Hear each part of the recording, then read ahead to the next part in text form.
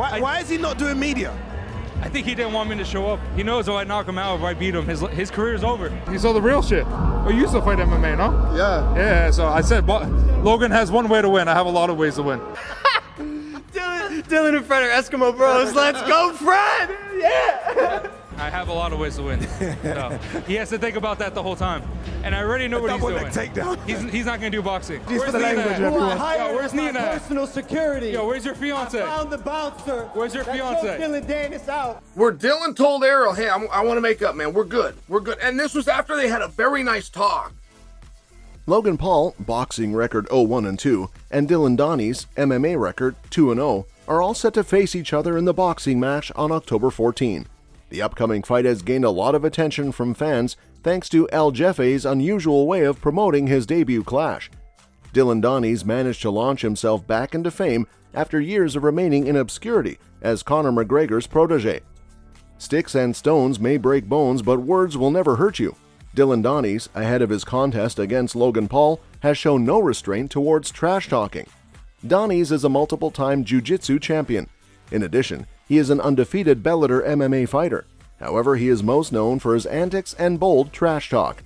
He is set to face the Maverick on October 14, Saturday 2023, on Misfits 009 card. He managed to catch the attention of social media as he launched a series of vicious attacks on his next opponent, Logan Paul's fiancée, Nina Agdal. Danis posted a series of images that took shots at Paul's fiancée, Nina Agdal. In the pictures, Danis attempted to insinuate Agdal as having multiple romantic partners. Such antics may ignite polarizing opinions. However, Danis shows no remorse and defends his actions. The famed grappler even ended up getting sued by Agdal for sharing her intimate picture on social media.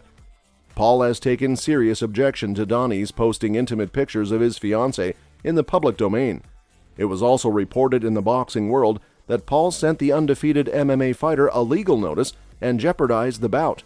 In response, Danis asserted that the images were already in the public domain and is allowed to repost them on his Twitter account. Further, he challenged Paul to settle his animosity inside the ring when the two will have their clash. In a tweet, he stated, "Everything's public, my G. Not my fault your girl ran, though. You got a problem? Handle it. October 14th, live on pay-per-view." It is safe to say that Danis is far from apologetic. If anything, he is willing to justify his antics, and one may agree or disagree with his response. But do you ever wonder, how is Danis aware of so much about Paul's fiancée? Danis himself weighs in on his informants. American YouTuber Aiden Ross felt that there must be an informant in Paul's team who is providing Danis the lesser-known information about Agdal. Danis responded to him on Twitter and mockingly revealed that his informant is the 28-year-old's brother Jake Paul and his best friend Mike Majlak. He stated, "My informants are Mike Majlak and Jake Paul." Danis is unapologetically himself. Many find him to be unbearable, while there is a section that is amused by his persona and questionable antics. So we ask you, what do you make of this entire fight buildup? Has Danis crossed the line? So given all the drama, the fight is highly anticipated as the fans continue to wait eagerly for the two fighters to settle their differences by trading fists inside the ring. You saw the real shit. Oh, you used to fight MMA, no? Yeah. Yeah, so I said, Logan has one way to win. I have a lot of ways to win. Dillon and Fred are Eskimo bros. Let's go, Fred! Yeah! I have a lot of ways to win. So, he has to think about that the whole time. And I already know what he's doing. Takedown. He's not going to do boxing. Where's Nina? Yo, where's Nina? Personal security. Yo, where's your I fiancée? found the bouncer. Where's your fiancée? Dillon Danis out. Why is he not doing media? I think he didn't want me to show up. He knows if I knock him out, if I beat him, his career's over. Even McGregor has shared his intentions of helping Danis in his preparation. He shared his confidence in Danis and stated, "I know Dillon years. I've trained him many times. I've helped him and I'm guiding him. I'm going to train him for this and I'm going to guarantee a win." McGregor also took a shot at the $100,000 pull-out clause Paul said he negotiated to ensure that Danis doesn't withdraw without a legitimate reason. "I hope the lad shows up," McGregor said of Paul. "He tried to put a bill on us if we don't show up. We're going to come at him with a bill if he don't show up." Danis has withdrawn from multiple fights in recent years, including one against KSI this year, hence the pull-out clause. However, Danis recently claimed that he does not have a trainer for the upcoming matchup. As reported by the media company, Danis claimed, "I'm my own coach." This news is certainly surprising and concerning, as Danis has no prior experience as a boxer, and he previously pulled out of his fight with KSI, citing having no coach as the reason. So will it be the same this time as well? Well, Paul thinks so. He said on his Impulsive podcast that he is convinced Danis is not going to show up. He added that the clause is this: if Danis pulls out because of some sort of injury that he fakes, a doctor of our choosing has to verify the injury, and then if he is indeed faking it, he has to pay $100,000. There is a pullout clause. As the fans learned about the news, they didn't appear to be impressed by recent remarks made by the MMA fighter. Many fans accused the grappler of already looking for a way out of the fight. In the same vein, one fan claimed, "My guy getting all the excuses out early." Another fan stated how the YouTuber made the same claim as he pulled out from the KSI fight. He wrote, "He said this last time and pulled out." Someone else joined in and also brought up the JJ bout. The fan wrote, "He didn't have a trainer last time and pulled out. He gonna get fined $100K plus Nina court cases." Furthermore, he claimed the fighter brought all this upon himself for Twitter followers. One fan stated how this is the second time now nobody has wanted to train him. The fan wondered if this was because of his attitude in the camp. He speculated he must absolutely suck or his attitude in camp is awful. Another fan pointed out the weird situation with Danis sitting across the ring from Logan and having no one in his corner. This isn't personal for me, it's business. So for him, this is personal. This is easy money. What did I say? I said 400K if I don't show up. I told him, I said, listen, I want this fight. And I told him like a man. I said, I want the fight, and then that's how it went.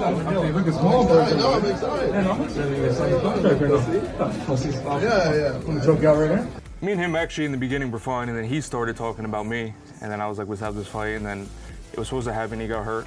Explain this, real fighter. Okay, so why wouldn't you fight me in MMA then? So if I was so easy to fight. What happened here? Dillon Danis dropping out. Dillon Danis can't say he didn't bring this all to himself.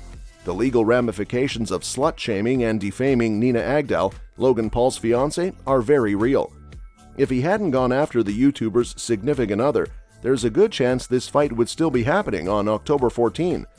But Danis chose online violence due to a grudge he has against both Paul brothers after one of them was involved with his girlfriend a few years back. Nina Agdal had nothing to do with the fight, but Danis thought that being a public figure would give him the license to go after her as a target to hurt Logan Paul.